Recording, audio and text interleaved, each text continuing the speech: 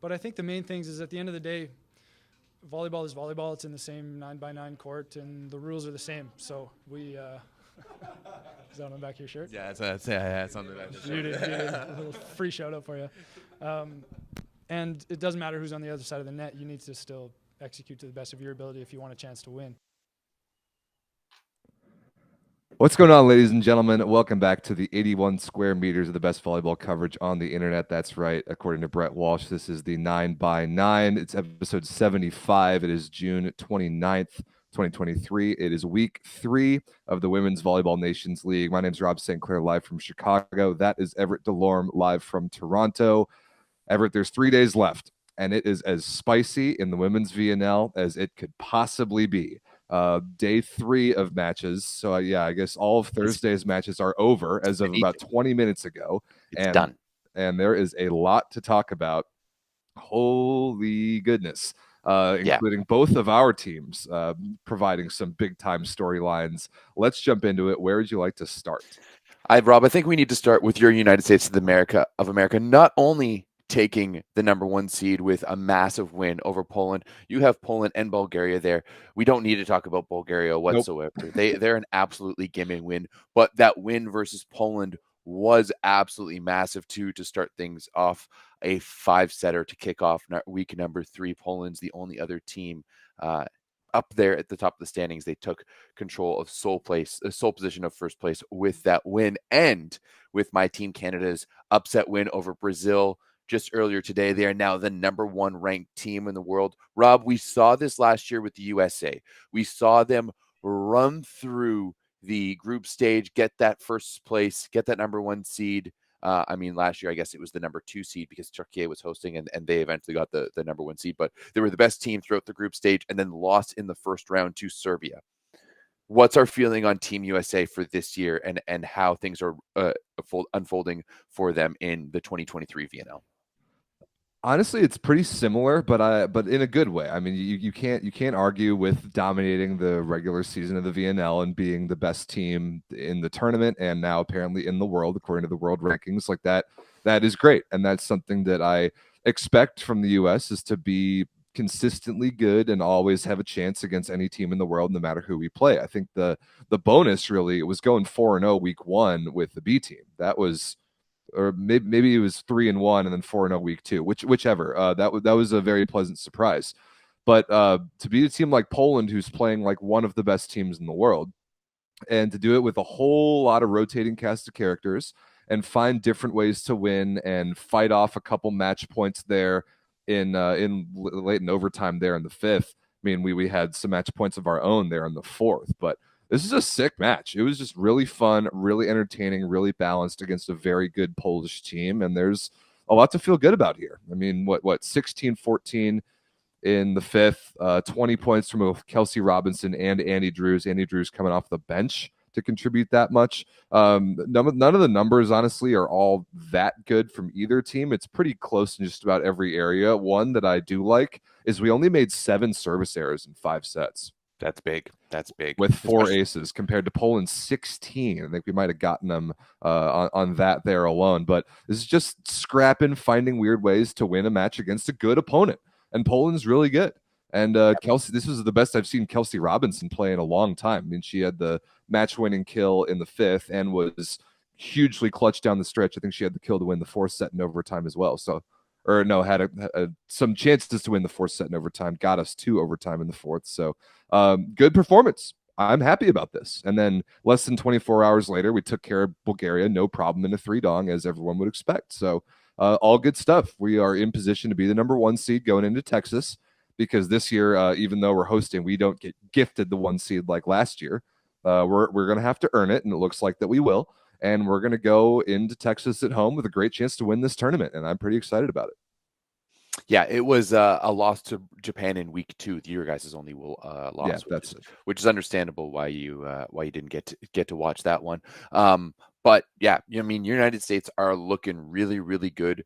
We still haven't really seen I don't. If someone asked me today, like, what does the best, like, I know what it is on paper, I guess, but I don't know what it is on paper. even then, like, it's really all over the place. I mean, Jordan Thompson started this one. She looked very, very average. You had your girl Danny Drews coming in on the right side, and she looked fantastic.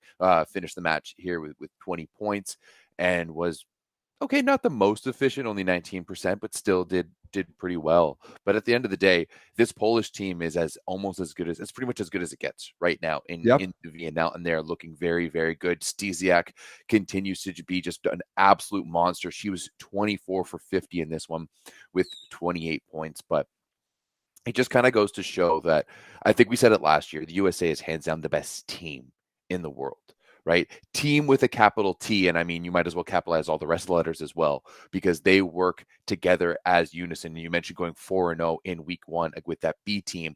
That's just Karch's system that permeates down, right? You have that trickle down effect from athlete 1 through 40 within that roster. And it's been really, really fantastic to see. But it's going to be interesting to see what this team brings to Arlington, right? There's no doubt they're going to Arlington. They're the number 1 seed right now. They will most likely be the number 1 seed. And what will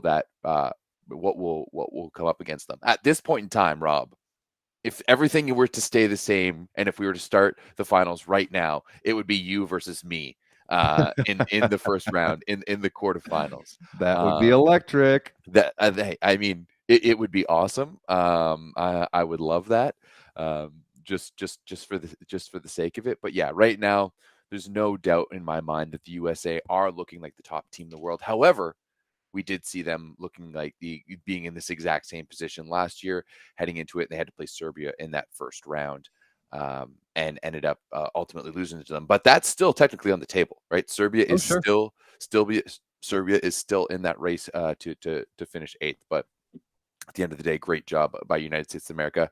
Anything else to add here? Anyone else you want to give a shout out to or pinpoint a good performance from the USA? Micah Hancock for sure. I think she's done an awesome job setting this team the entire tournament. She's been kind of the one constant in the roster. And I agree with your take that I have honestly no idea who our starting 7 actually is, other than Justine Wong-Arante. She is a lock. Other than that, I mean, when we get Shaka Bogu back, we can assume it's going to be her and Haley Washington. But Dana Retke was actually really good in the Poland game, which was great to see. But both opposites, all 4 outside hitters, at least that are here this week. Plus, I think Khalil Lanier is a really valuable option as a 5th outside hitter if we have room on the roster for her. Like, there are so many players on this US team who can contribute, and that actually kind of makes Karch's job really hard. Way hard. It's similar to Nikola Gerbich's problem on the men's side for Poland. Like, what does the best combination of American players when it comes to a playoff game? What does that actually look like? I don't know the answer right now. So that's something that I'm interested to see. But I mean, like you said, we are the best, definitely the best top to bottom system team in the world. I don't really think it's close. I also think we're the best mentally and strategically prepared team in the world. I think we do an incredible job of mental preparation and of scouting and executing of game plans. I really like the way we do that, but kind of like we said in our draft yesterday, Everett, which everyone should go watch. Me absolutely stomp on you in our women's VNL draft. Bro, I was watching it back last night, and I'm so mad. Like, I just ran circles around you. My brain was just not working, and you can see it many times clearly. when I'm just looking at my notes and being like, I drank way too much at the Doors the night before. So yeah, we might have to have a rematch when it comes to like Olympic qualifiers or something, because that honestly pisses me off that I did not show up. Like you talked about, I forget one of my questions, but most notably, are we not worried, but are you surprised that we haven't seen Lauren Carlini as much? Because there was a time last year when it kind of looked like she was going to be taking that number 2 spot behind Poulter, and now it's been Micah Hancock all throughout this tournament. Yeah, I mean, Carlini hasn't even been on the roster until this week. And did we see her in the Bulgaria game? Let me see about this. I mean, obviously, I didn't watch the Bulgaria game because it was at 3 a.m, and why would you bother? Yeah, so Carlini started against Bulgaria, and that's no surprise. So I don't know. I honestly don't know. I have no idea what the answer is at setter right now, but Micah Hancock has had a good tournament, and that's kind of the only fact that we know for sure right now. Yeah, USA definitely the number one team in the world, but hard to pinpoint who their best player is. They play a different style than pretty much everyone else in the world right now, right? Yep. USA style is very, very one way. All right, Rob. We mentioned it a little bit earlier, but I'm feeling pretty damn good after waking up and watching my team Canada take down Brazil in 5 this morning. It was an exciting match, to be honest, and I think most of the Discord agrees with me here. I think Canada outplayed Brazil here. I think it's too bad that we didn't get out in 4 sets. We had the lead in the 4th, and I mean, hey, I was getting flashbacks to the Poland match, to where earlier in the VNL, where we dominated the first 3 sets. We were not dominated, but we were winning through the first 3, up a lot in the 4th, and then Poland came back to win that one in 5. It was a lot the same with this one, but Canada's blocking really came through. We fought off like a 3-point deficit in the 5th, and to me, this was hands down the most complete game that we've seen. Remember that game against Poland, Alexa Gray was just an absolute monster in this one and in that one, but this one, Canada with multiple players in double digits. Obviously, Alexa Gray leading the way. She was fantastic, 22 for 52. She passed the ball. Rob, how many times do you think she passed the ball? Over under 60.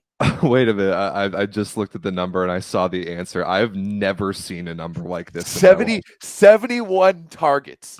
That's 71 targets. insanity. Only one error. This is a big F you to everyone in the Discord who's like, oh, Alexa Gray can't pass. Alexa Gray can't pass. No, she can just get targeted 71 times in one match to a tune of 51% positive and 23% perfect. That is a fantastic passing performance there by Canada overall. That is the nuttiest stat line I've ever seen. 71 passing attempts, Huge. 15 for Casey Jost, who started at libero, and then 15 combined for the other outside hitter position. Yeah. That is absolutely bananas. That's 70% of their targets. That's Brazil crazy. had a game plan. Brazil Yes, had a they game did. plan, and they couldn't execute. They couldn't get the job done because Alexa Gray was too damn good. That is so impressive. Yeah. Alexa, 25 points. Like that is remarkable. That's such like mental fortitude to know that you're going to get ruthlessly targeted like that and be willing to take it and embrace it and do what your team needs you to do. That is a warrior performance. Yeah. Not to mention that's not the big area. Like Canada's blocking was phenomenal in this one. 3 or 4 big blocks in that 5th set to really push us through. 20 blocks as a team overall in this one. Emily Maglio, 8. Emily Maglio, 8 blocks, huge. Rob doesn't care about this, but I do. 16 block touches. I think that's big as well. Just slowing that Brazilian defense down. And you know what? Yes, I don't think Brazil played their best game ever, especially when you look at Gabi's numbers out here. 19 for 62, only 10% efficiency. That is not good from one of the players who we think is probably one of the best in the world, but she hasn't really been playing this VNL, so she's still getting back into that. That is a little bit understandable, but still, I think Canada gets the credit for that. I think Canada 100%. Gets the credit for pressuring her, like dedicating a lot of blocking resources to her, like really putting her under pressure, and that is, I think Canada gets the credit for Gabi's poor numbers. Honestly, I think Emily Maglio, much to the same way, and Rob, you're gonna like this, but much the same way that Graham Vigrass was low key a top 10 blocker during his heyday, where he was maybe a little bit undersized, maybe a little bit not as heralded. I think Emily Maglio is in that same realm where she could be on her day. She can be up there in the top 10 blockers. And she's showed it consistently. She's been consistently one of our best players, but I was really impressed by Jasmine White. I know that when she first started in this VNL, she came off the bench instead of in the place of Lane Van Buskirk. You especially were not too impressed by Jasmine White. Offensively, she was fantastic in this one. More, especially later on in this match, that slide that they were running with her to the back was really clicking. But overall, 25 points for Gray, 18 for Kira Van Ryk, 12 for Jasmine White, and 13 for Emily Maglio. So also saw Andrea Mitrovic come off the bench and go 8 for 24 as well in place of Hillary Howe. So just all in all, a fantastic team win. And right now we're currently sitting in that 8th spot. That win brought us level to Italy. Italy has 1 game at hand with us. We do have to play Italy next. There's a big breakdown, but for me, I'm just looking at it. And earlier in the tournament, I was disappointed with a loss to Thailand. Thailand now, that's only one of their 2 wins. That was, yeah, right. There's no way we should have been 3-donged by Thailand. That's one that, looking back at, if we were 6-4 right now instead of 5-5, and on top of that 5-set heartbreaking loss to Dominican Republic, which was a little bit better, but still a hard one. Those are 2 winnable games for me. And if we had taken care of business with both of those 2 games, Canada's sitting not only in the playoffs, but solidly in the playoffs with the 7-3 record right now. So it's been interesting, but really, really love to see the growth that Team Canada has brought so far throughout this 2023 VNL. Yeah, I think my note there on the asset is pretty fair. I think this is a program-defining win for Canada. I really think it is. Brazil is Brazil. They were the number 1 team in the world going into this match. So that is big-time world ranking points. It's just like more of a confidence-building thing for Canada, and such validation to prove that they can beat a team of Brazil's caliber. And when they play their best and most complete volleyball, they can produce results like this. And I'm very impressed. Happy for your girls. Now, the playoff picture, which we'll talk about in a minute, it could not be more tight. It's going to be absolutely insane. We will talk about it in a minute, but I think we also can segue to our next headline, because Canada's first win this week was a 3-dong over Croatia, and Croatia now needs an absolute miracle with 2 matches left to avoid. I was gonna say it now. It's not going to happen. I agree. I think it's not going to happen. I think Croatia is done. I think that they are going to be a one and done in the VNL. They've brought their 2 best players to week 3, and I don't think it's going to be enough. It looks very much right now like Croatia is going to get relegated. They did get 3-donged by the Netherlands overnight as well. In a bad fashion. Yeah, not good. Like, what was it, 19, 11, and 11? Ouch. Just absolutely dismantled. Croatia has to play Italy and Turkey to close it out. Ouch. Italy, as we mentioned, is in the middle of that relegation battle. But to me, this has to go all the way back. We have to go all the way back to Croatia's first loss against Bulgaria, where they lost 3-0. And that's really when they lost it, right? Yep. All the way back to that first match of the VNL. That's when they lost it, because everyone's going to beat Korea, because Korea is absolute garbage. But after that, like, this team doesn't have enough firepower to even pull out like an upset win right now. So yeah, this is a tough look for Croatia. You knew it was going to be ugly when they came, like last year at the World Championships. That's when you kind of got the idea this was not going to be great for this Croatian team, just how they got dismantled. I mean, they lost to Korea at the World Championship. Yeah, I think they went 0-5 in pools with the loss to Korea. That after winning the Challenger Cup like a month before, that was really not a good sign. Yeah. So Belgium right now is probably looking at this and kicking themselves, because Belgium's kicking themselves for a lot of reasons. For a lot of reasons, exactly. But yeah, like the Belgium right now, like they could have still been in this tournament and a viable team. And in fact, even though everything's going on, they're still ahead of Canada somehow in those world rankings. That loss to Thailand really, really hurt Canada in the world rankings. Lost 10 points there, gained 12 today, but lost 10 against Thailand. So yeah, Croatia, nice to have you, but you guys are going back to the VCCs. It very much looks that way. I think let's take a look at the relegation picture, because I think it is pretty clear. So 5 challenger teams. Poland, obviously, not even in this conversation. They're going to make the playoffs. They're going to have a chance to win this tournament.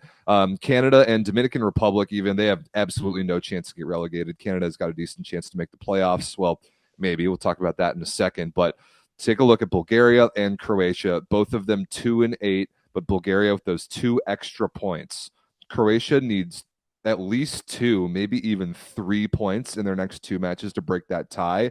And both Bulgaria and Croatia have 2 hard matches remaining. Bulgaria's got Poland and Serbia. Croatia's got Italy and Turkey. I think all 4 of those matches are 3-dongs, and I think this picture is going to stay exactly how it is. I think it's Croatia. I think they're done. I think they're going back to the Challenger Cup, and they're probably going to have to beat probably Sweden, as it looks right now, to have a chance to play next year's VNL. But I think this picture is pretty clear. Yeah, I'm just trying to see who Croatia. Oh, they got to win over Thailand. And Yeah, they Thailand, beat Thailand and they beat Korea. Thailand has been rough, Bad. but I agree. Bad. Like once again, this is why like back when we lost to Thailand, I remember you were just like, oh, like that they're kind of 50-50. Like now, like I like and even to me, it was like, okay, Thailand's pretty good. Now I change my tune even more on that. Like Thailand's not good right now. Like just getting 3-donged all over the place at home, the way they got 3-donged by the Netherlands was really not that great. But yeah, just a tough break for Croatia, but I am excited with the prospect of potentially seeing Isabel Hawk in this tournament. I would much rather see Isabel Hawk in this tournament than Croatia without their 2 best players. I think that would be better for the game. Yeah, absolutely. Well, from the relegation race that is pretty much done to an exciting playoff race for that last spot, as we're seeing, there's 6 different teams, all with potential of either being in or out of the playoffs. To me, both China and Japan are pretty safe. I agree. They're sitting at 6-3. Each of them has at least one easy game left to go. China has to play Korea. Even if they go 1-2, I think they're fine. Japan has to play Thailand. Even if they go 1-2, they're fine. To me, it's that race between Canada, Italy, Netherlands, and Serbia. Now, for my Canadian girls, we have our future in our own hands. We have 2 games left, Italy and Netherlands. Both of them need to be won. Both of them need to be won. If we do not beat Italy tomorrow, it doesn't happen because Italy does have a game at hand against us, and they get to play Croatia. And they get to play Croatia. Exactly. If they play Croatia, when they beat Croatia, which they will, they would going to be even with 5-5 with us. So tomorrow is the big game against Italy to really determine who's going to get that 8th spot. Yeah, I think right now it's this spot either belongs to the winner of Canada versus Italy, or the dark horse is Serbia coming out of 11th right now because they've got a match at hand, and there's a great chance that they go 3-0 the rest of the week. If there's a great chance that this comes down to points. Now Germany is good, and we can talk about them in a minute. But I agree with you. I think China and Japan are in. I think if you get to 7 wins, you're in. And yes. China and Japan both absolutely will get to 7 wins because, like you said, they have Korea and Thailand respectively. That's easy. I also think that Netherlands has basically no chance. No, they're in the picture right now because they're hovering there in points, but they only have 4 wins, and the max they can get to is 6. Exactly, yeah. So the most they can get to in 6. I agree. I think that there's no chance for the Netherlands, and I think that actually helps Canada because if Canada beats Italy, then that very last match against the Netherlands probably won't matter for the Netherlands. And so I think that Canada would be favored in that very last match. And I agree with you. Canada versus Italy, that's going to be the thing. So if somehow Canada can get 2 wins and 6 points, they will get to 21. They'll have 7 wins and 21 points. Then it comes down to Serbia because Serbia has 3 games left to play. They're at 13 points. If Serbia goes 3-0 with 9 points, if they go perfect, then they would jump over Canada's maximum point output by 1. Serbia could get to 22 points, maybe. And I think that's what it's going to come down to is can Serbia take 9 points in their last 3 games? I think their hardest opponent by far is Germany. Yes, and they should beat the Dominican Republic, and they absolutely will beat Bulgaria. They'll get 3 points there, no problem. I think that's the race. It's Italy versus Canada tomorrow, and then can Serbia run the table the rest of the way to get to win the tiebreaker on points? I think that the win against Germany is going to be the toughest one. Definitely. I mean, Germany's been fantastic. They're 7-3 so far in this tournament. They just took Poland to 5 earlier today. Now they have to bounce back and do it against Serbia. Serbia does have that benefit of having the day off leading into this match against Germany. But ultimately, like Serbia has to play 3. I guess they do finish off against Bulgaria. So they have to play 2 tough matches in a row. And Dominican won't be easy, right? No. The Dominican, just based off of pride, will not be an easy matchup, and that's a powerful team who's going to be coming at the Serbians. But you're right. There is a world here where Serbia does run the table, but they need to get all 9 points. Otherwise it's done. No five setters here, and in either way. As soon as they go 5, they're done. They probably need 9 points. I mean, if they get 8, if they get to 21 points and they tie with Canada, I have no idea how the tiebreakers would work in that case. But the chat's bringing up a good point. We got to. I should have really included Germany in this picture as well, because they're already at 7 wins. I didn't include the teams that are already at 7 wins, but they've only got 2 matches left, and it's against Serbia and the USA. And Germany only has 20 points. So it is theoretically possible for Germany to go, if Germany goes 0-2, they don't get any points, and the wrong things happen underneath them, Germany could get leapfrogged and finish outside the playoffs. That's possible. I wouldn't say it's likely. I think Germany will get at least a point, maybe 2 in those 2 matches against Serbia and the US, because I think that Germany is good. But that's why I didn't really include them in this picture. But it is mathematically possible still for Germany to miss the playoffs. I just don't think it's likely. What about Turkey? What's Turkey's situation like right they're now? 7-3 with 23 points after the 3-0 win over Thailand earlier. Okay, They're in. Sorry, my standings page just hadn't been refreshed since Turkey won like 25 minutes ago. Yeah, I guess a little bit longer now, but still, yeah, this race is definitely a tight race. Basically, any team from 11 to 5 could be in or out. Yeah, it's nuts. Yeah, the only teams that are really safe are the U.S., Poland, Turkey, and probably Brazil. Yeah, Brazil's got the 1 point lead on Germany and an easier schedule the rest of the way. But this is crazy. This is as good of a playoff race as we could ask for. Now, looking at this right now, Rob, what are we looking at with potential quarterfinals? And you, as the number 1 seed, who would you like to see in that first round? Honestly, I wouldn't like to see anybody. I think that give you the trophy, eh? Well, no, I like these teams that are going to be fighting really, really hard to make the playoffs are kind of going to be the hardest teams to play in that first round. Like if Canada fights really hard and gets in, tough matchup. If Serbia fights really hard and gets in, that is the reigning world champions who just messed around the first week and are trying to rescue things. I would much rather play Canada than Serbia. That is for sure. But I also feel good about the matchups against both China and Japan. I know we lost to Japan, but we played a B team. I think if we got either of those teams again, I would like that matchup, no problem. So honestly, if the U.S. were to drop to the 2 seed, I would kind of like that better. Really? I would kind of like that better. We would then have, obviously we're playing at home no matter what. So I would like our matchups a little bit better. We would get probably China or Japan in the first round. You lost to Japan. Japan's the only loss you guys had. Just said we played our B team against Japan, and I like our chances against them if we play them again. Yeah, the only thing then we would get the 3 seed in the second round instead of the 4, and the 3 seed right now is Turkey, and the 4 is Brazil. I would also rather play Turkey than Brazil, even though we kind of own both of those teams. So if the U.S. were to drop the 2 seed, that would be okay. Like if in our last match of the tournament we played our bench against Germany, I would be totally okay with that. It does kind of feel like the Stanley Cup playoffs, where all you need to do is make the playoffs, and then we're going to figure it out from there. Exactly. Right? Like, I don't look into the matchups that much because rosters can and will change, and just there's so much chaos, and it's single elimination from there on out, and it's difficult to project because of how tight the playoff race is. So whether the USA finishes 1 or 2, I'm okay with it any way it goes. Fair enough. And how do you feel with your potential of winning this tournament? Do you think we have the potential of seeing a USA double podium and double gold medal for men and women? Oh God, that would be awesome. That would be so awesome. That would make me so happy after.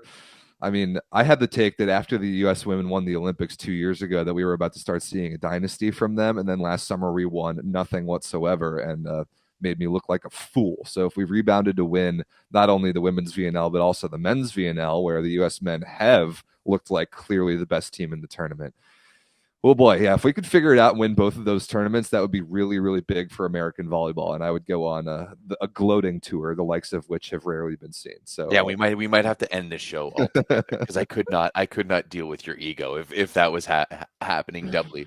Although, on the flip side, we have traditionally seen the USA, especially on the women's side, just dominate through the group stage. And as I said before, every team wants to beat the US. Right. Every single Right. team wants to beat the US, especially in those playoff situations. So it just takes one time for a team to play 1% better. Right. And when I'm looking back at breaking news. Everybody wants to win playoff matches. Nice insight there, buddy. no, but like even more against the US. And we know this. Like teams will pull out great wins against the US. So that's where I'm interested to see how that unfolds, especially if Serbia makes it in. But as you know, I'm not hoping for Serbia right now. I'm focused on my Team Canada girls because I believe they can do it. Right now, I'm just not kicking myself, but I'm sure they're kicking themselves for the losses against Thailand and Dominican Republic, because that would have made a huge difference for this outlook for their outlook towards the rest of this tournament. Absolutely. This is going to be nuts. This is nuts. This is maybe the best VNL playoff race in the tournament's history, at least in my memory off the top of my head. It's going to be a great last 3 days. Unfortunately, matches are at like 3 a.m, so it's going to be hard to watch them in North America. Yeah, absolutely. What does the schedule look like? Or actually, before we do that, let's go back and recap some of the matches we've seen throughout this tournament. Or what I think we should do before that is we should tell the people about 2 very important things. And the first is absolutely first and foremost, you want to go check out that volleyball.store.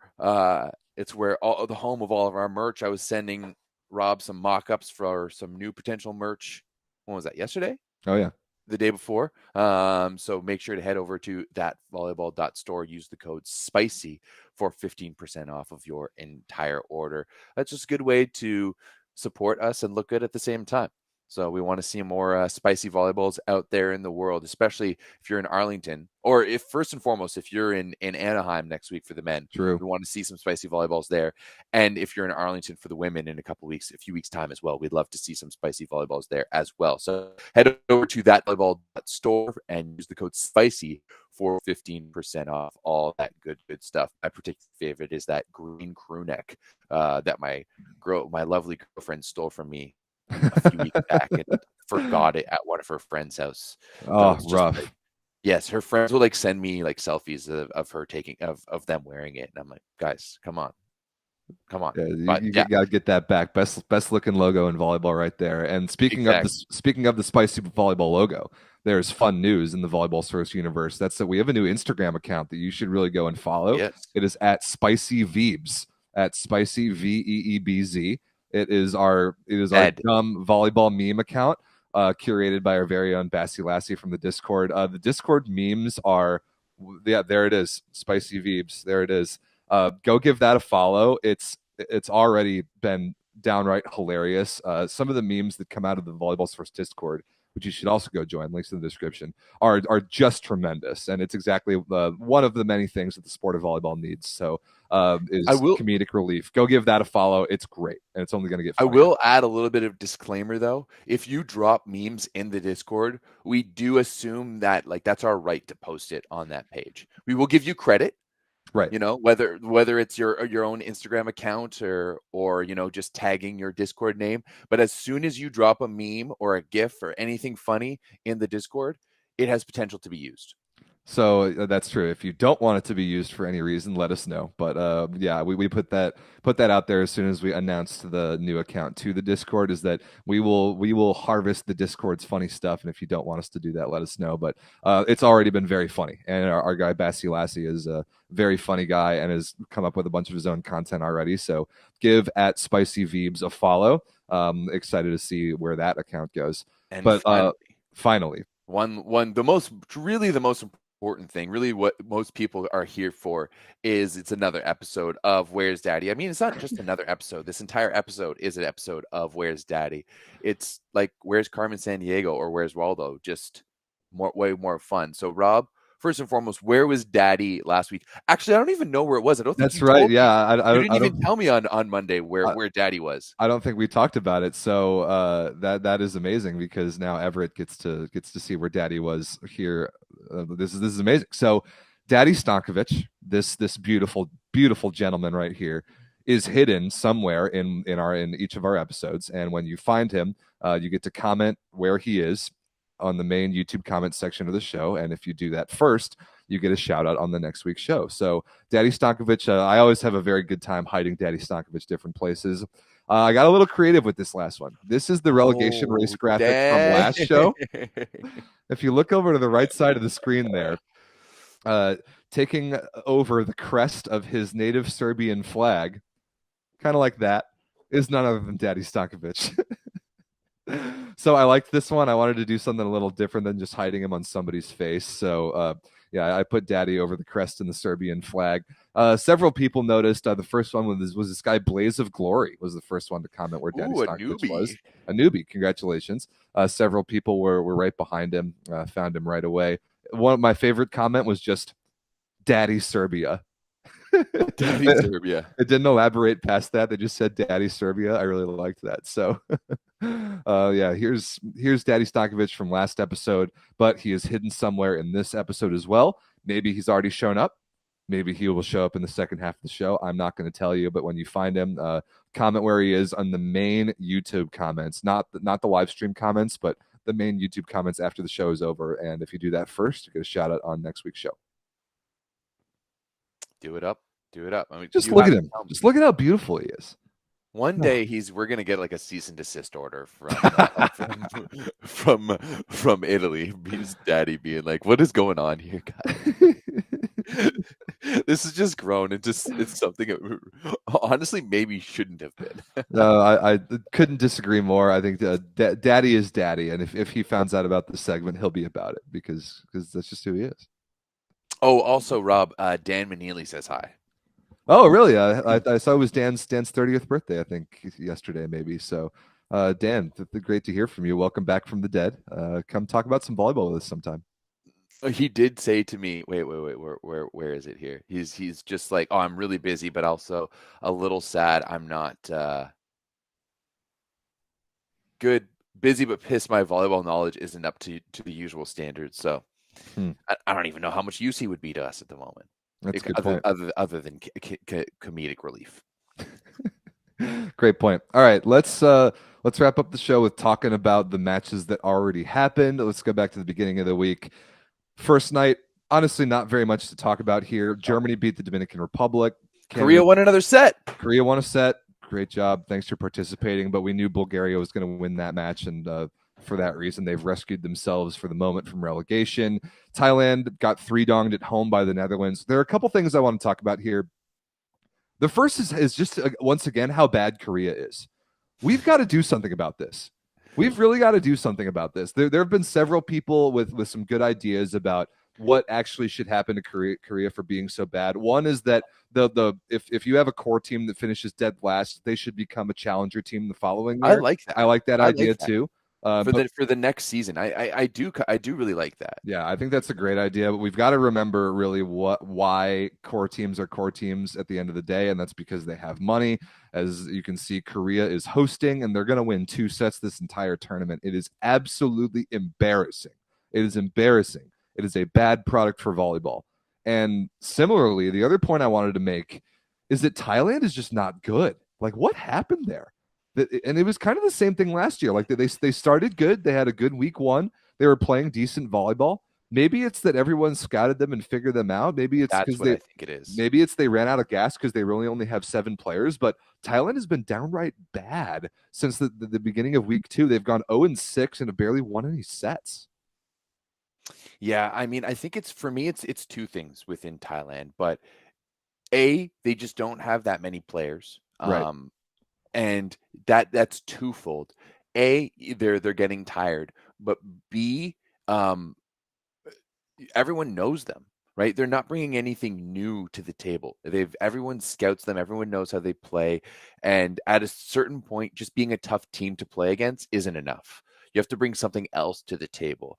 And I also feel just that they just haven't been as crisp. I think partly due to it is that it's already been a long season for them. They already played the C games, the Southeast Asia games earlier in the year with their full A team. Great point. So everyone else, they're coming back from their club seasons. And yes, it's been long, but you get that rejuvenation of being back with your national team and stuff like that. Thailand, you don't have that, right? So I wonder almost if they're viewing this VNL as secondary to the C games and as secondary to the Olympic qualifiers and the ABC championships that we're going to see a little bit longer in the year, because they just really don't look that good right now. Even in this last match against Turkey today, they had a little bit of life there in the third, and then Turkey just kind of took over completely. But yeah, Thailand just not really good, and they're going to need to change something, right?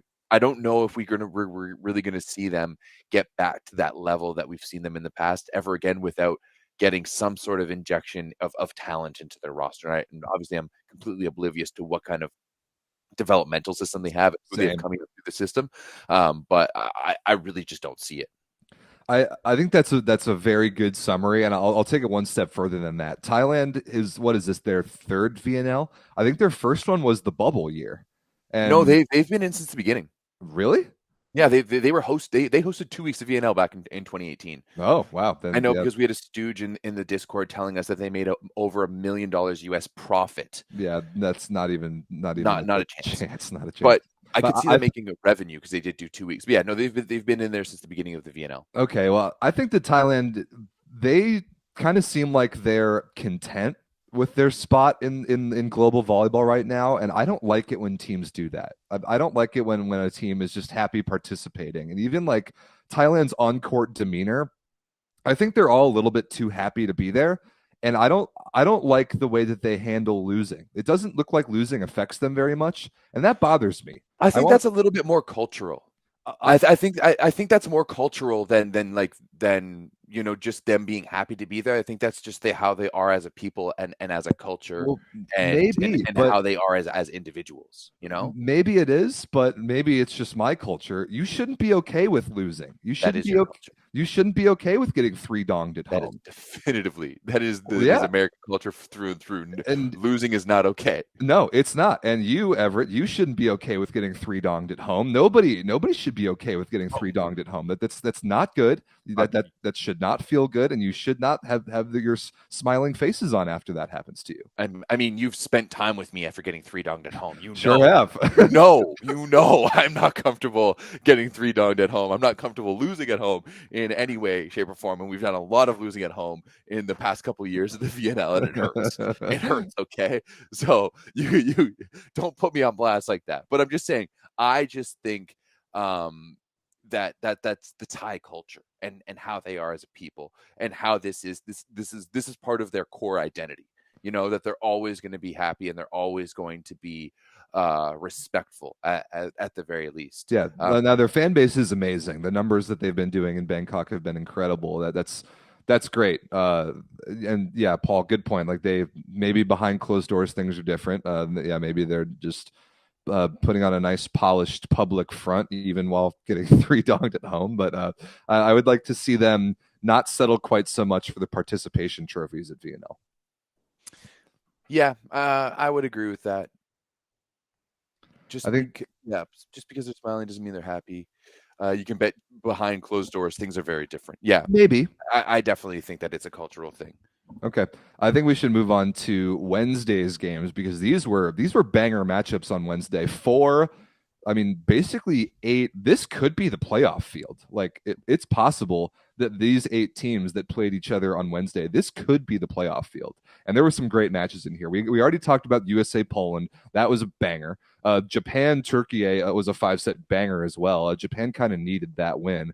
Did you see match point of this? I didn't. It was 15-9 in the 5th. The match was going to be over anyway. Japan was going to win, but there was an ace serve that Japan ended up getting that was inbounds by about half a millimeter. Did you see this? I did see that. That was absolutely crazy, insane. So close.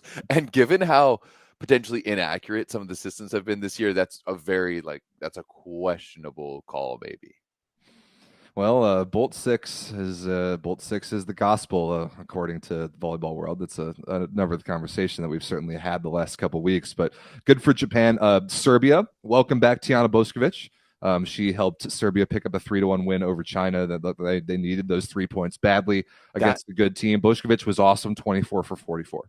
That win might be the savior for, because had Serbia not won that game against China, which is arguably their toughest game in this week, they would have been done for, right? Yep, So that was definitely the biggest win so far of their VNL.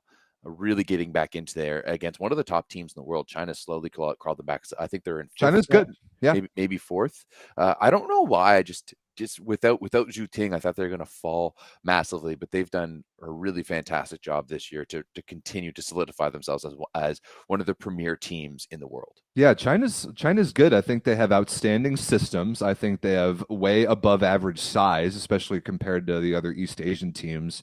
And they've got one or two arms. I think Li Yingying's really good, and I think they're pretty good in the middle and can block a lot of balls. So I also, it's kind of the same thing as Japan on both the men's and the women's side. I'm not sure if I see them cracking into that like legitimate top 5 in the world.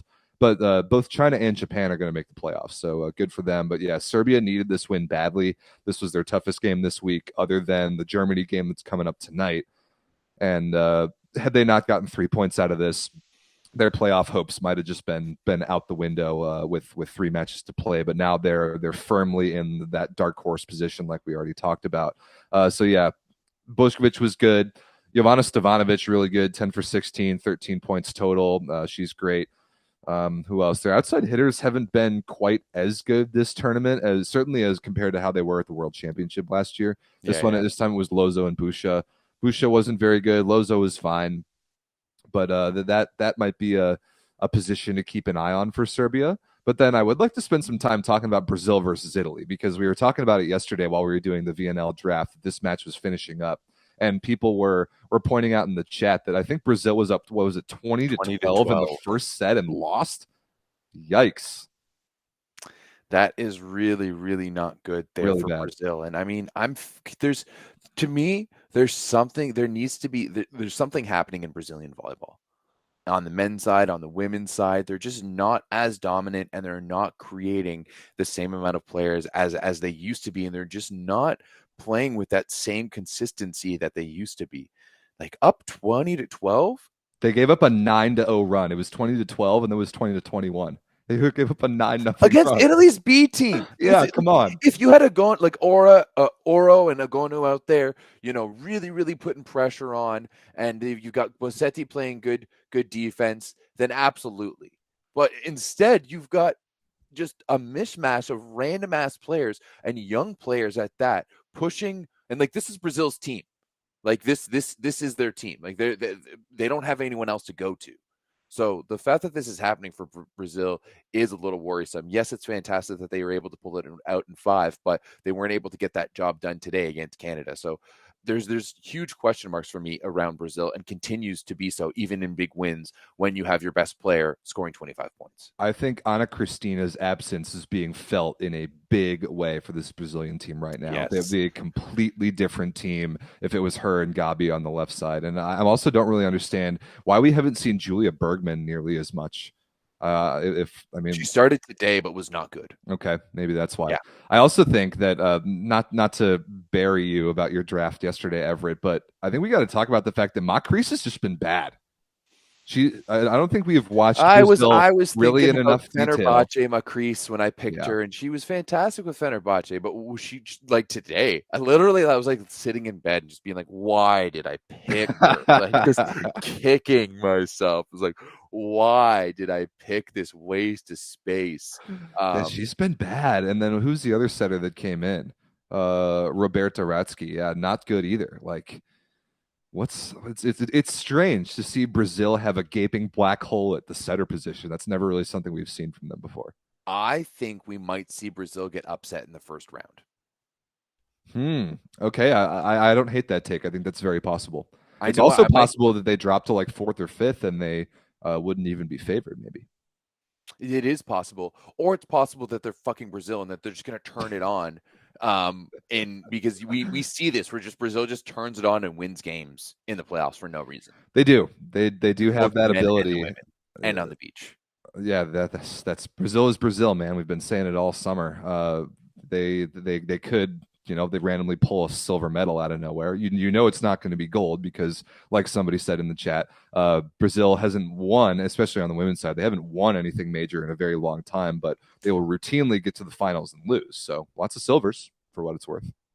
Yeah, lots. When in the last time that they Been a won minute. anything? It's been a minute. I'm looking at the numbers for Italy's B team. I mean, I'm not expecting to be impressed by anything here, but I guess Brazil's women they've never won a world championship really ever. They've never won a VNL. Their last big win was 2017 Grand Prix. Okay, which was like the World League equivalent at the time. South American Championships. I don't count. No, that doesn't count. That doesn't count. It has to be the FIVB. Yeah, last major win for Brazil was 2017 Grand Prix. They won the Olympics in 2012, didn't they? They did win the Olympics in 2012. Okay. That was the last one. But we're have not reached the podium since then. Oh no, never mind. They were silver at Tokyo. We clapped them in the finals in Tokyo. I'm back to this Italy-Brazil game. I'm looking at Italy's numbers. I mean, they did pick up a point here. We'll see if that affects the playoffs. Francesca Villani off the bench at outside, tied for the team lead with 21 points. It's a player I really like. She's been good for Chieri the past couple of years, and I'm liking watch her getting a sniff on the national team. I think that's cool, but this is Italy's B team. I think what's really going to be interesting is Italy's B team versus Canada, like we've already talked about. And I'm curious to see how Canada matches up in the middle against Italy's B team because Danesi is really good. And I think Alessia Mazzaro is really good too. So Lane Van Buskirk is about to go to Italy. And we've talked about how good Emily Maglio is. So I'm looking forward to that matchup. Yeah. Villani heading to Scandici for next season. So that's Dude, a nice Scandici's making a lot of moves. They got Britt Herbots, they got Anna Carolina, they got a lot of people. They got Maya. They got Maya Janovic. Yep. They have Janovic. They have Antropova as well. Lindsay Rudens. Don't know who that is. Yeah, and yeah, they have Carol as well. Haley Washington, Lawton Wakalor. Like this is going to be a good. Be a good team. Scandici team, absolutely. And then finally, let's move on to today's, I guess we have already talked about today's matches. Some of them, the Thailand versus Turkey game ended just before the show started, so there isn't a graphic with the updated results yet. There aren't really any games here to talk about that we haven't already, except for Poland versus Germany. I do want to talk about this game. It was an awesome 5-setter, and it was last night in a window when I was actually able to watch it. I think it started at like 10 p.m. my time. So I actually watched the whole thing, and it was great. Poland won 17-15 in the fifth. It was awesome. I really enjoyed this match a lot. Germany was good. They just had a couple swings to take leads in the fifth that they weren't quite able to put away in key situations. I think, Everett, your one really good pick yesterday in the draft was validated. Agnieszka Korneluk was unbelievable. Dude, I've been saying like for a while now, she's been on my radar, and I know she plays in Poland, like club in Poland where they don't necessarily get it, but like I think she's really starting to climb one of the best middles in the world. Like she doesn't necessarily pass the eye test. I agree. She looks slow. She looks like an up and down middle. You know what I mean? That's well said. She looks like an up and down middle. She doesn't move. She doesn't look like she can move that laterally that well. And like as a volleyball player, we all know those tall middles. It's just like you're not that athletic. You just move up and down well. She looks like an up and down middle, but I don't think she is. She's very she understands her game. A lot like another Polish middle that she reminds me of is Mozdonek. You remember the old I love Mozdonek, who used to be able to get standing on the floor. Standing on the floor. He was a guy who didn't try to do too much, didn't try to be more than he was, and he just played within his game. Agnieszka Korneluk reminds me a lot of Mozdonek in that way, and I love that comparison. I think she might be a top 5 middle in the world right now. That would be an interesting list to put together. But yeah, she was a force in this match, and she was straight up bouncing balls to the 3-meter line and was a big blocking presence. Like her and Stysiak blocking next to each other is is straight up terrifying. Is Terrifying. Is really big. But And yeah, we just saw it in the chat. The Discord has come up with a nickname for Agnieszka Kornieluk that I absolutely love. They've been calling her Lethal Barbie. Lethal Barbie. That's absolutely hilarious. Absolutely hilarious. So I absolutely Barbie. I love that so much, and that's what we're gonna call her from now on. Oh man, someone needs to put that on a T-shirt. Yeah, that's brilliant. Because you're really like it. You're right. Like when she plays for Chemic too, she wears those pink knee pads as well. Yeah. Oh, Lethal Barbie. Oh Awesome. man, that's awesome. That's so good. Yeah. That's great. Yeah, so both Polish middles really good. Kornieluk and Jurczyk both really good. Stysiak 19 for 43, 22 points total. Yeah, I thought this was the middles for Poland ended up making the slim difference in the end here. Germany was good. Lena Alsmeyer led them in scoring with 22 and the best efficiency of the wings. But another player that we talked about in kind of our honorable mentions of the draft yesterday was Kamila Weitzel in the middle. She was awesome. Really good. 16 points, 11 for 19 attacking, an ace and 4 blocks. And she was their best server in terms of number of attempts. And I remember seeing, I called a couple of her games in Italy this year and last year and noticed the same thing, is that every time she went back to the service line, her team went on a little bit of a run. So got to shout out Weitzel. I think she was really good. And then Struba, the other German middle, was also pretty good.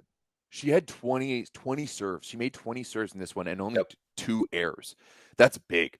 Like those are really, really good numbers. And to me, she's just a big impact player. And not often do you see a middle be an impact player. You know, even I think of someone like Jovana Stovanovic, who to me is one of the best middles in the world. And like she kind of ebbs and flows depending on what the match is like. But to me, Weitzel, and especially in this German system, they find a way to implement her so much. And I think they do a really, really good job. I really like Kostner as well. I was just about to say that. I really like her. Kostner does a really, really good job at finding her middles, and especially finding Weitzel, and then also creating that opening for Orthman or for Stiegrat or Osmeyer. This is a really, really good German team, right? They don't have, like, even when you look at Hannah Horthman, who's their best player, they don't really have that overextending athlete who's just going to blow you out of the water every single time. They're very much like USA, where they take a workman approach. They've got a good solid roster all the way through. They just don't necessarily have that depth. When you go, to me, if you go outside of that top 7 for Germany, you really don't have much else out there. Completely agree. They're similar to Slovenia. They're actually very similar to the Slovenian men in that way. Even the system that they play is similar, because now they've got this 3 outside hitter thing going on. This time Stigrot lined up opposite the setter. But so she hit kind of all over the place, but she also passed the most balls. So whenever they can, they're hiding Orthman in reception. Is just like the tactic that they used last night against Poland. But yeah, I think this German team is good. And we talked about their playoff outlook being a little bit fragile, but I actually think that they could at least get points, if not beat the United States in that last matchup this week, because I think the USA might punt that game a little bit. Fair enough. Sorry, go ahead. I mean, the rest of the Thursday games, there's not really anything to talk about. I mean, no. Netherlands 3-dong Croatia, US 3-dong Bulgaria, Dominican Republic 3-dong Korea, Turkey 3-dong Thailand, and we already talked about Canada's win over Brazil. So I think let's take a look at the rest of the week. Coming up tonight, the Friday games: Bulgaria versus Poland, yawn. Canada versus Italy, absolutely enormous. What time is that? Our time is that remotely watchable? No. Ooh, 1 a.m. for me. I don't know. Maybe I could stretch that one out. That's 2 a.m. Eastern. That's tough. Yeah, I do work tonight, so I will be up a little bit later. But even like 2 a.m. is tough. That's a tough one. But I think this will be the biggest match for Team Canada and the VNL this year. For sure. Hands down. I really, really want to see how we play under pressure. Right? Because I think we've done really well against teams that we're supposed to win against, and against teams that we're maybe not supposed to win against, or a little bit of the underdogs, especially looking back to that Serbia loss, to that Serbia win. That was a chance for Serbia to get back into it, and Canada fought back nicely there. But I think we're a better team than we were then, right? This team has been inconsistent, right? This team has been positively inconsistent, but there's still been a lot of inconsistencies in our game. And I think right now, the next 2 wins, which we have to go back to back with, are potentially the biggest, right? This will be the biggest one, and this is our biggest opportunity right now to punch our own ticket. Everything is within our hands if we can win these games. So Right. I'm going to be very, very interested to see how we respond emotionally and mentally to this match, because there's a lot of pressure, right? There's going to be a lot of pressure coming into this, and we're not used to feeling that right now, right? So we want to be able. I want us to win, because I don't want to become Thailand, where we're just in that middle group of maybe competing. No, I want to be a contender, and tonight's a chance to do so. I love that. I think that's great analysis and a great outlook. And I don't think that Canada is in danger of becoming like a Thailand that's stagnant in where they're at in the world, because they've been getting the Canadian women have been consistently getting better and better and better every year, every tournament. And there's some good things happening in the pipeline as well too. That there helps. is some talent. There is some talent. Looking at Anna Schmreck, looking at someone like Maddie Saris, who's playing at Wisconsin as well. Or no, sorry, Indiana. There's a lot of good Indiana. things. There's a lot of good things. Oh, get your get your little regional rivalries out of the way here. No one cares about that right now. I do. There's a lot of good things. So I'm really excited for this women's program, but I think this could be a program defining win. Yes, it's really nice to beat Brazil. That's fantastic, but it's always easier to do when you're the underdog and no one really is really expecting you to. Now, like, we're playing Italy's B team. Now this could be a program defining win against Italy tomorrow. I think it would be program defining because of the situation, not because of the opponent. Italy's B team is extremely beatable. Absolutely, but that's more so like, and I mean, it's funny to say that because you were laughing at the fact that we might be able to beat them just a couple of days ago. I think it's very possible. I'm gonna see if I can't stay up late enough to watch at least some of that. The other big one tonight, like we already talked about, is Germany versus Serbia. Serbia needs 3 points, and Germany needs like a point. If Germany gets a point, I think they're probably pretty safe. And if you're Canadian, you're rooting for 5 sets here. You're rooting for Germany, or you're rooting for 5 sets. So that's going to be huge. Oh, I'm rooting for Germany all the way in this. Yeah, one. yeah. Both from my Canada position, but also just because of in general. I want to see Germany win. Absolutely. I'm also rooting for Germany because if Serbia misses the playoffs, that really helps the United States. That's a tough matchup for us. Yeah. Netherlands versus Japan, not a whole lot of implications there. No, but I think it's going to be a good match. Could be. I think the Dutch have really come on well, and I've really started to. I thought they were just going to kind of punt this VNL, but I think that they've really grown throughout it. So I'm interested to see this one, and there's potential playoff implications. If Netherlands wins this one and they get if Netherlands 3-dongs Japan and 3-dongs Canada, or gets 3 points in both of them, there's a potential for the Netherlands. No, maybe that they would only get to 6 wins at that point and 20 points. I'm not sure if that would be enough, but I agree with you. They have been playing better volleyball than expected, and it seems like they've cared a little bit more than maybe we thought. So that's nice. China versus Dominican Republic. Nah. Yeah. Dominican Republic will not make the playoffs. They also won't get relegated, so who cares? Brazil versus Turkey, normally an absolute must-watch game. Actually, is at a decent time on, I guess it would be Friday morning, North American time. 9:30 a.m. Eastern. Just like no Melissa Vargas for Turkey.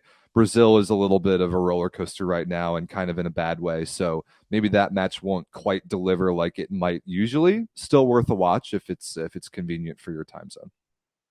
Yeah, absolutely. I definitely think it's worth a watch. I will say I'm a little disappointed that Turkey isn't listening to me and playing Karakurt on the left side regardless. I did like that take, but I think they're a little more short term in their goals right now. Yeah, I mean, hey, I think that's a bad look, but we'll see how it goes. Okay, it's coming up on Saturday. Serbia versus the Dominican Republic. It should be Serbia's no problem. China versus Korea, not going to talk about it. Italy versus Croatia, not going to talk about it.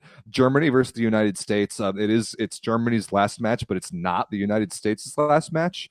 So our strategy going into that might be very interesting. I'm not really sure. Canada versus Netherlands is going to be enormous, like we've already talked about. Then Japan versus Thailand, I think that'll be Japan 3-0. Yeah, Absolutely. I think that one has a lot more at stake if you're a Thai and Japanese fan, just because two Asian teams, like two teams They're that know both each other. really similar in style, Yeah, but Japan exactly. I was going to is say, better in every area. yeah, like Thailand is Lidl Japan for sure. So, yeah, absolutely. But I still think it's going to be a fun one to watch. Like I love when there's two similar styles and there's the two very ball control styles.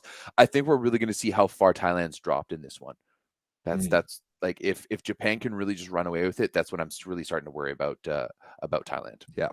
Then last but not least, Sunday to wrap up the tournament, Serbia will get a free win over Bulgaria. Poland will get a free win over Korea. Turkey will get a free win over Croatia. So don't watch any of those three games. United States versus China probably won't have any playoff implications, but that is a nice high-profile matchup. Italy versus Japan might or might not have any playoff implications, and Thailand versus Brazil definitely will not. So really only maybe two interesting games there, but there's a chance that this picture becomes decently clear after Saturday's games. Oh yeah, absolutely. 100%, without a doubt. Yeah, because Germany will be done, Canada will be done. If Italy loses to Canada tomorrow, I don't know how much. Then this Japan-Italy game gets really, really important for them. Mm-hmm. Like they need a win just to stay alive and relevant. Right. I think that's a pretty good summary. So going to be a very spicy week. I'm very, very excited about this. Let's kind of put up the playoff picture one more time before we wrap things up around here. Really anybody's game. We think that China and Japan are probably in. I think that China and Japan are probably in. Canada got to get 6 points to have their best chance, and I think that's possible. Serbia got to get 9 points to have their best chance. I think that's also possible. Korea is terrible, and Croatia is getting relegated. I think that's a good summary. Yeah, absolutely. Also, big shout out to Bill Kabongo, who just bought a shirt from the store. Hey, cool. So Bill Kabongo out of Ottawa. Maybe we met you when we were there. Very nice. So yeah, hit up that volleyball.store, promo code spicy if you want a little discount for some cool spicy volleyball merch. Make sure you find Daddy. Daddy has appeared. I can confirm. He has. I hope so. The show's over. But I'm not going to tell you where he was. And then go give the new Spicy Veebs Instagram account a follow. Do it.